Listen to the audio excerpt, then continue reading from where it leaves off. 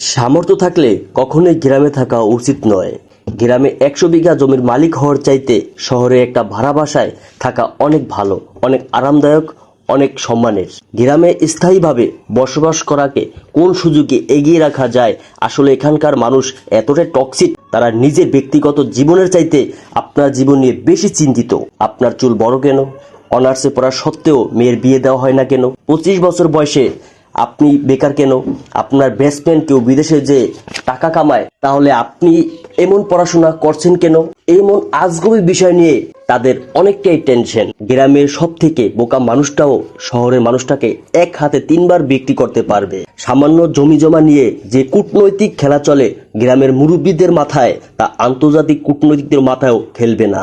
আপনি পুকুরে যত্ন সহকারে মাছ চাষ করবেন, পরের দিন উঠে দেখবেন সব মাছ মরে ভেসে আছে। আপনি কিছু ফুল ফল এর গাছ রোপণ করবেন, সকালে দেখবেন গাছের গোড়া থেকে ভেঙে ফেলা হয়েছে। এমনকি আপনার বোনের কিংবা আপনার মেয়ের বিয়ের ঠিক করবেন, ঠিক সহজ সরল কেউ একজন সিএনজি ভাড়া করে বরপক্ষের কাছে দুনাম করে বিয়ে ভেঙে দেবে। বাস্তব চিত্র তুলে ধরলাম।